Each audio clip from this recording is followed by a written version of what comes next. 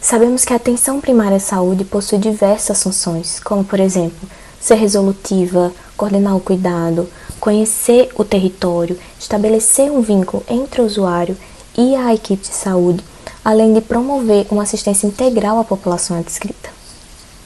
Diante desse cenário da Covid-19, se torna ainda mais importante que essas funções sejam exercidas de uma forma mais eficiente, a fim de ofertar à população uma maior e melhor assistência à saúde. E é aqui que o médico tem um papel importantíssimo, que se estabelece não só por meio do tratamento da doença, mas também através de medidas que visam prevenir o contágio e a propagação da mesma.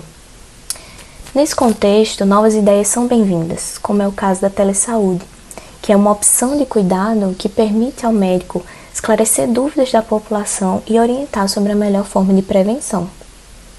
Diante disso, o nosso trabalho visa entender o papel do médico na regulação da atenção primária à saúde no enfrentamento da pandemia do novo coronavírus. Inicialmente, é importante compreendermos que a atenção primária à saúde é a porta de entrada para o SUS e uma importante resposta global em relação ao novo coronavírus. Isso porque ela oferece um tratamento resolutivo, mantém a longitudinalidade e também a coordenação de cuidado em todos os níveis de atenção à saúde. Além disso, a APS ela consegue identificar algumas doenças de forma precoce, o que vai ajudar na realização de um manejo clínico adequado em relação a cada paciente. Em consonância a isso, nós temos que o médico ele tem um papel muito relevante na regulação da atenção primária à saúde, pois ele, juntamente com os outros profissionais de saúde, pode ajudar a população nas novas formas de prevenção do coronavírus, como, por exemplo, na lavagem correta de mãos, no uso de máscaras, além de incentivarem a população a cumprirem o isolamento social. Dessa forma, o médico ele vai estar cumprindo algumas funções da APS, como a própria promoção, proteção de saúde e também a prevenção de agravos de doenças. Considerando isso que foi dito anteriormente por Marta, a Secretaria de Atenção Primária à Saúde elencou algumas medidas que devem ser seguidas pelos profissionais de saúde quando estiverem diante de síndromes gripais na atenção primária. A primeira delas, que a gente vai destacar, é a identificação de casos suspeitos de síndrome gripal e de Covid-19. Essa medida, ela estabelece que casos suspeitos de síndrome gripal serão abordados como casos suspeitos de Covid-19. Isso é importante porque, como a atenção primária ela é a porta de entrada do sistema de saúde, grande parte dos pacientes com síndromes gripais e casos suspeitos de Covid-19 chegarão na unidade de saúde da família. Por isso, o primeiro passo na cascata de manejo do Covid-19 é a identificação de casos suspeitos de síndrome gripal. A Secretaria sugere que seja feita uma identificação precoce ainda na recepção da unidade básica de saúde, seguindo o que se chama de Fast Track da síndrome gripal. A metodologia Fast Track ela é inspirada nos protocolos de emergências. O método ele funciona em cascata. Isso significa que cada profissional de saúde que vai entrar em contato com o usuário, ele vai ter um checklist que é elaborado pela secretaria que ele deve preencher para determinar se o paciente, se o usuário vai ser visto pelo próximo profissional ou se ele vai seguir o fluxo regular da unidade básica de saúde. Então, o que acontece? O primeiro contato do usuário ele vai ser com o agente comunitário de saúde ou com a pessoa que estiver responsável pela recepção naquele dia.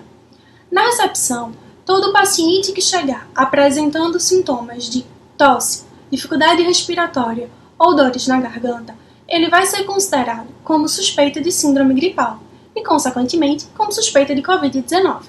Então, esse usuário ele deverá ser isolado numa sala.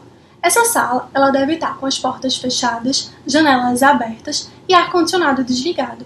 Também deve ser entregue a esse usuário uma máscara cirúrgica e ele deve ficar usando essa máscara durante todo o período que ele estiver na unidade. Depois que ele chegar nessa sala, ele vai ser visto pelo auxiliar técnico de enfermagem, pelo enfermeiro e, posteriormente, pelo médico. O objetivo desse protocolo é priorizar os pacientes com suspeita de Covid-19, garantindo a máxima efetividade no controle da propagação do vírus. Além disso, o atendimento em cascata ele colabora para uma melhor atuação, não só de todos os profissionais de saúde envolvidos, como também do médico, que vai poder focar em fornecer o melhor atendimento clínico que aquele paciente, aquele usuário precisa. Medidas para evitar o contágio na unidade de saúde da família. Após a identificação precoce, na recepção da unidade básica de saúde de todos os casos suspeitos de síndrome gripal, deve-se fornecer máscara cirúrgica a todos os pacientes e profissionais médicos e, caso seja possível, deve-se levar esses pacientes para isolamento com precaução de contato em sala isolada e bem arejada. Os profissionais da saúde, eles também devem utilizar os EPIs e adotar as medidas para evitar o contágio. É imprescindível a realização da consulta médica, a fim de estratificar a gravidade. Isso pode ser feito por meio da anamnese e exame físico. Em uma consulta médica, após a confirmação da síndrome gripal, é fundamental estratificar cada caso conforme a gravidade, com a finalidade de identificar os casos suspeitos da síndrome respiratória aguda grave. Os casos leves devem ser manejados de maneira não farmacológica, como repouso, hidratação, alimentação adequada, além de analgésicos e antitérmicos de isolamento domiciliar por 14 dias, a partir da data do início dos sintomas. A vigilância ativa e continuada desses pacientes, com acompanhamento ambulatorial, é a principal ferramenta para o manejo. A evolução do quadro e o segmento de evolução dos pacientes deve ser feito por um profissional da APS a cada 48 horas, preferencialmente por telefone, solicitando uma consulta presencial se necessidade de exame físico. Todas as pessoas com síndrome gripal devem realizar isolamento domiciliar. E os casos graves são classificados dessa forma porque devem ser estabilizados e encaminhados aos serviços de urgência ou aos serviços hospitalares de acordo com a organização da rede de atenção à saúde local, devendo haver uma procura por informações junto à Secretaria de Saúde do município acerca desses serviços, que foram definidos como os centros de referência para a Covid-19 naquela região.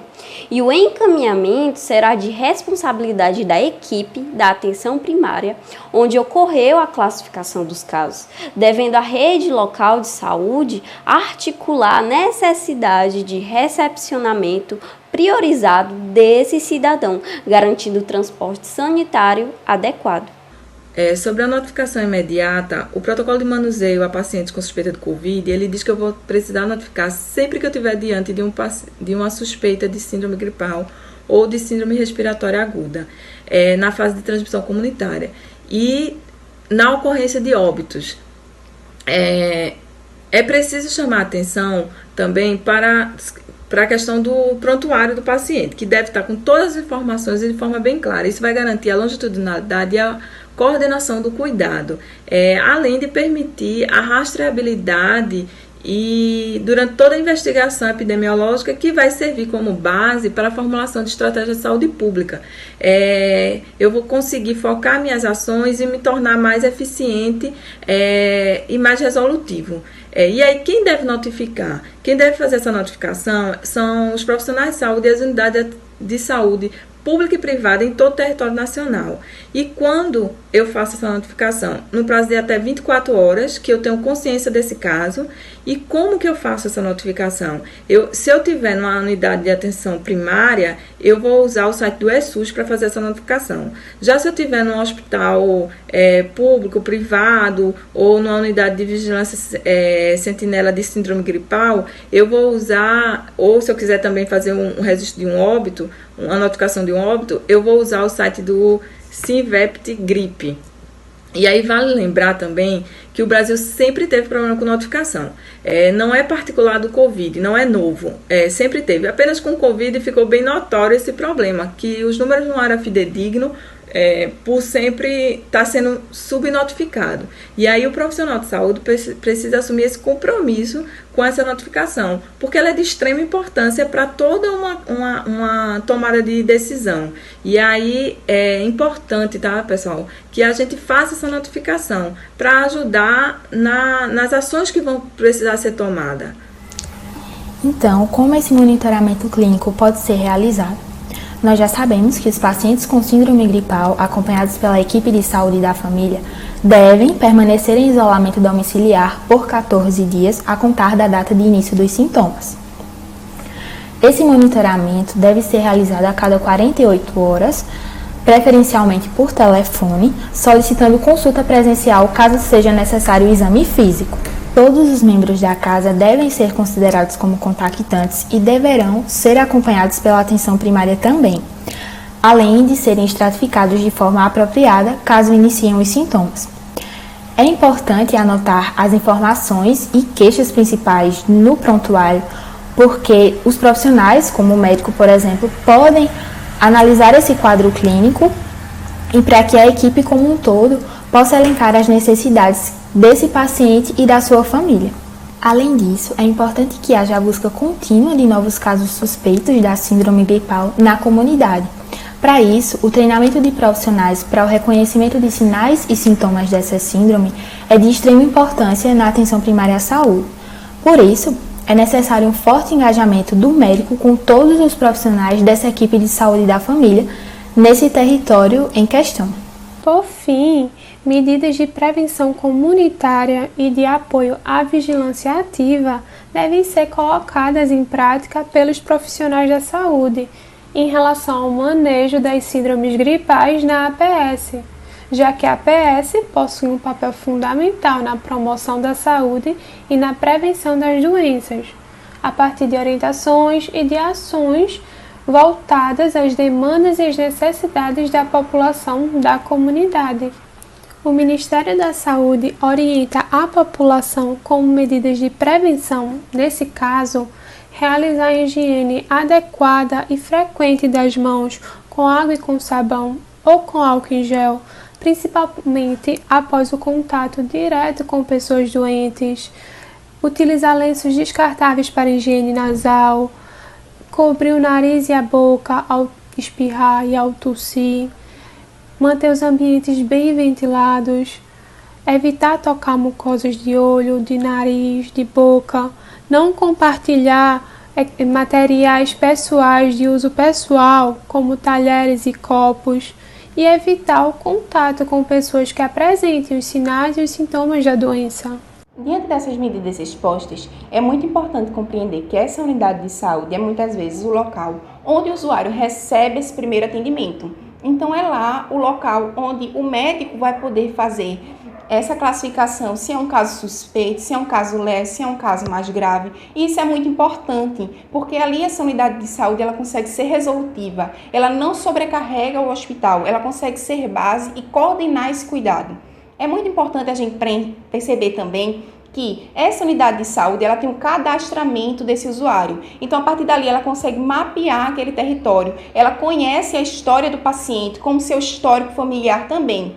E, além disso, ela consegue fazer a estratificação de risco, porque ela consegue observar qual é o paciente que pertence ao grupo de risco, qual é o paciente que não pertence. E tudo isso auxilia muito na coordenação desse cuidado. É muito importante perceber isso, porque essa atuação do médico e daqueles profissionais de saúde, daquela unidade, vai coordenar esse cuidado, vai trazer um atendimento com equidade para esse paciente, vai poder encaminhar caso exista necessidade, vai poder auxiliar ali aquele território e vai poder fazer medidas de promoção e prevenção de saúde, porque ela consegue, por meio desse atendimento, ser resolutiva na vida daquele paciente. Por fim, conforme observado diante do cenário imposto pela pandemia da Covid-19, é fundamental que a atenção primária à saúde atue com presteza e eficiência, a fim de garantir a promoção de uma melhor assistência à saúde para a população.